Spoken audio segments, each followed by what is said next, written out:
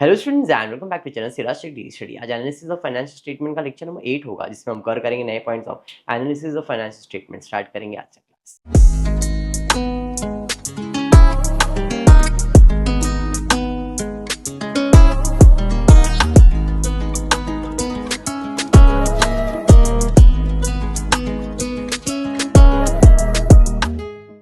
चलिए, previous class में trend analysis किया था, मिसिंग वैल्यू, अगर आपको याद होगा तो सेम कंटिन्यू करने वाला हूं, थोड़ा सा मिसिंग वैल्यूज के ऊपर।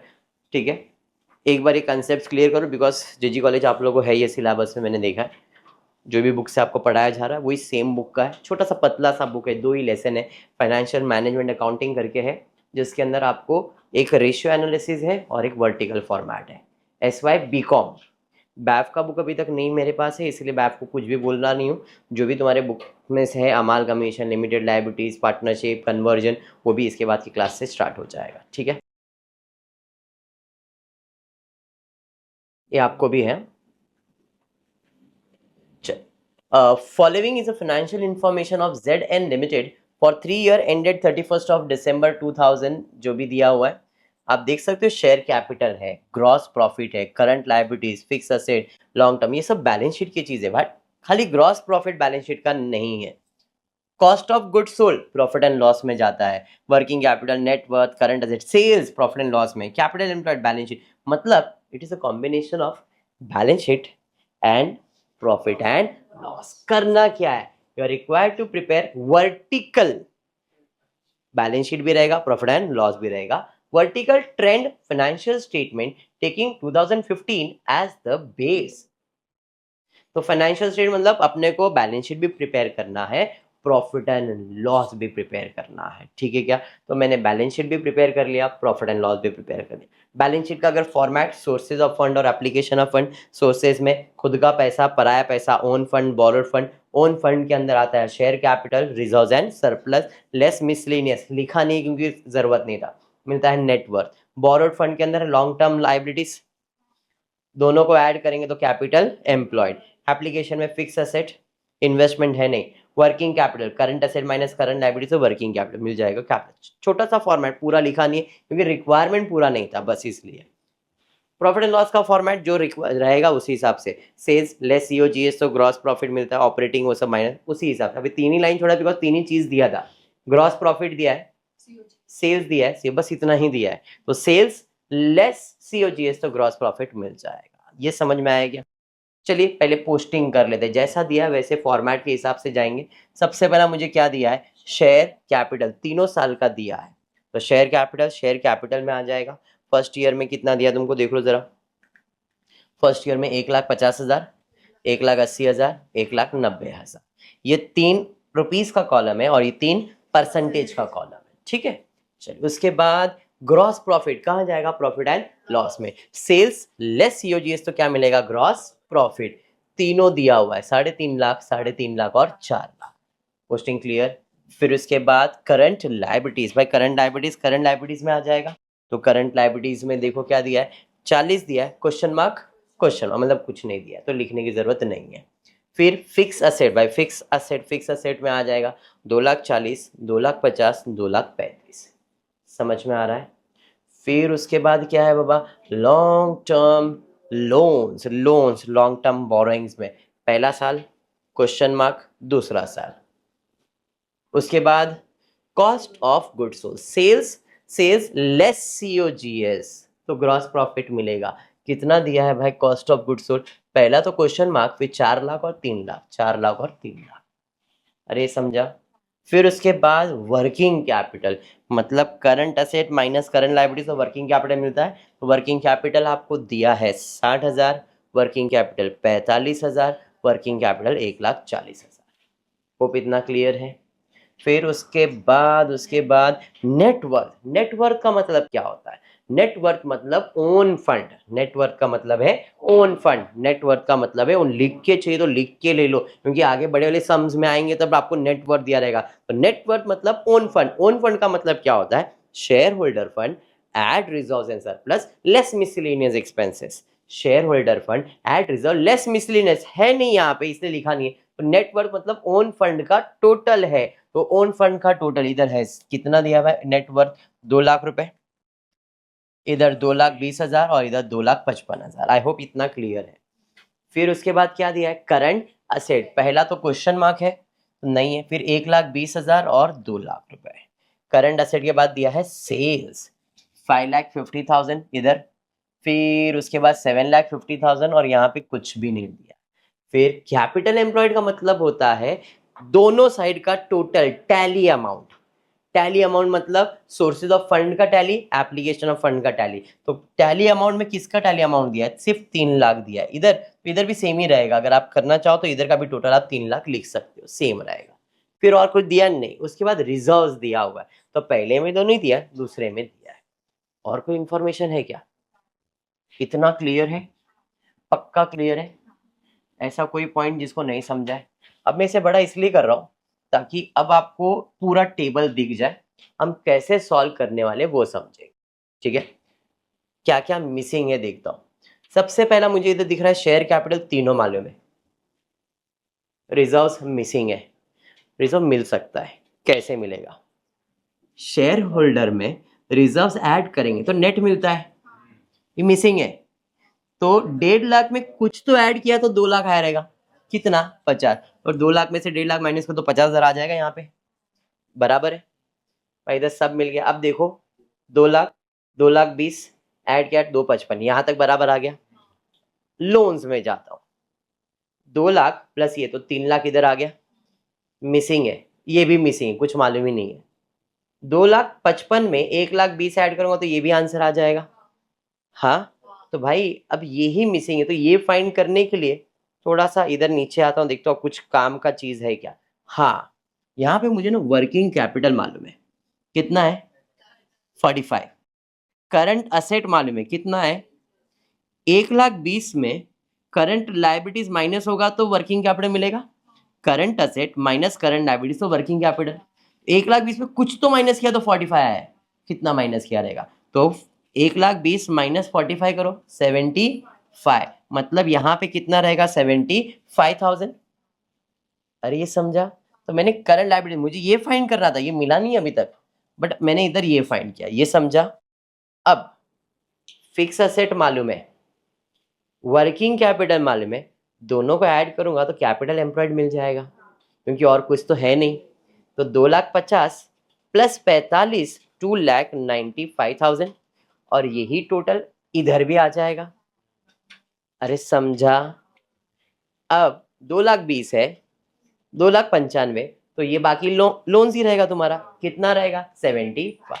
समझ में आ गया पूरा टेबल? नहीं सर ये बाकी है, इसको ऐड करो तो आप इसका टोटल लिख सकते हो, अभी लिखो बाद में लिखो, वो तो कर ही दोगे, मिसिंग नहीं है। यहाँ पे आता हूँ अब, इधर वंस अगेन वर्किंग कैपिटल मालूम है, करंट असेट मालूम नहीं है, करंट लाइबिलिटीज मालूम है। कुछ तो था जिसमें 40 माइनस किया तो 80 आया, कुछ तो था जिसमें 40 माइनस किया तो 60 आया ना, तो ये कितना था, तो इन दोनों को प्लस करो, 1,00,000 था, 1,00,000 में 40 माइनस किया तो 60। हाँ, अब इसका कैपिटल एम्प्लॉयड मालूम है 3,00,000, देखते आता है क्या, 2,40,000 प्लस 60, 3,00,000 तो आ ही जाएगा। फिक्स असेट और वर्किंग कैपिटल दोनों को ऐड करना है ना। हाँ, current asset current liabilities minus करते तो वर्किंग कैपिटल आता है, वर्किंग कैपिटल इंपॉर्टेंट है, ये सब ऐड लेस नहीं करना है आपको। अगर आप ये प्लस ये फिर माइनस ये फिर ये प्लस करोगे तो 3,00,000 नहीं आएगा, ऐसा अगर दिमाग में विशाल के चल रहा है तो ऐसा कुछ भी नहीं विशाल।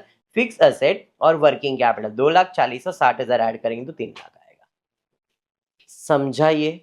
अब क्या मिसिंग है बाबा, इधर का टोटल तो मालूम है, 2,55,000 को ऐड करोगे तो 1,20,000 ऐड करो, ये हो जाएगा। इधर आता हूँ, क्या मिसिंग था यहाँ पे 2,00,000 वर्किंग कैपिटल मालूम, तो करंट लायबिलिटीज मिल जाएगा, कैसे माइनस करो 60,000, इसका टोटल ले लेंगे, सेम टोटल इधर भी दिख रहा है। आई होप ये क्लियर है। तो देखो मेरा टेबल कंप्लीट हो गया। अब मुझे ट्रेंड निकालना है तो मैं ट्रेंड निकाल सकता हूँ, कैसे, तो बेस ईयर इज 100% और 100% अमाउंट ये है, तो बाकी का परसेंटेज निकालना है। समझ में आया क्या? तो कैसे निकालोगे, 1,80,000 इंटू 100 डिवाइड बाय 1,50,000, समझा, करो कितना आ रहा है। फिर 1,90,000 इंटू 100 डिवाइड बाय 1,50,000, 126.666। अरे समझा, ठीक है 50,000। ये 100% है, तो 50,000 अगर 100% है तो 40 कितना, तो 100 से कम ही रहेगा, तो 40,000 into 100 divide by 50, 80%। 65,000 into 100 divide by 50,000, 130। Wrong लग रहा है, हाँ नहीं नहीं राइट है, 50 के ऊपर है, नहीं है 65 बराबर। क्लियर है?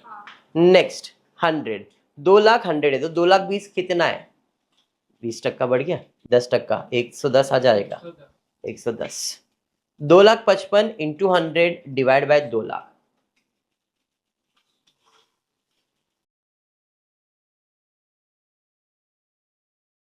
127.50। अब कर सकते हो, इसलिए मैं थोड़ा सा आगे चले जाता हूँ फटफट। क्लियर है ये? Any doubt? पक्का? हाँ या नहीं? चलिए अब इधर आता हूँ। इधर अब इस स्टेटमेंट में क्या मिसिंग है बाबा, तो इस स्टेटमेंट के अंदर आप देखो तो सेल्स दिया हुआ है, ये मालूम है, इसमें कुछ तो माइनस करेंगे तो ये आ जाएगा। क्या माइनस करोगे बाबा? 2,00,000 माइनस करोगे, इधर ये दोनों को ऐड करो तो 7,00,000 हो जाएगा। अरे हाँ, तो आप इसका वैल्यू कैसे निकालोगे समझ में? इसको 100% लिया, इसका परसेंटेज ले लिया है, यहाँ पे आ गए 2,00,000, 100% परसेंटेज निकाला, ये सब मालूम है, सबका परसेंटेज। इतना क्लियर है? ट्रेंड क्लियर हो गया, मिसिंग वैल्यू पक्का 100%। चलिए ठीक है, नेक्स्ट सम पे जाते हैं, देखते हैं क्या। वापस से आपको दिया है following profit and loss of Saili trader, prepare trend percentage in a vertical format. T format में दिया हुआ है, वर्टिकल में प्रेजेंट करना है, बराबर है। अब वर्टिकल में प्रेजेंट कैसे करोगे, तो सबसे पहले अपन क्या स्टार्ट करेंगे, सेल्स से। सेल्स में माइनस करेंगे सीओजीएस, तो ग्रॉस प्रॉफिट मिलेगा, माइनस करेंगे ऑपरेटिंग एक्सपेंसेस में तीनों, फिर माइनस करेंगे टैक्स, तो नेट प्रॉफिट मिल जाएगा। तो स्टार्ट करूंगा सेल्स। सेल्स दिया है क्या, देखो 2,40,000, 2,88,000 एंड 320। अमाउंट इन लैक्स दिया तो लैक्स समझ लेगा, क्लियर है। माइनस करूंगा मैं इसमें COGS, 1,60,000, 194, 220, इधर 44 है, इधर 224 लिखा है, फर्क दिख रहा है, अमाउंट चेक कर लेना, ठीक है।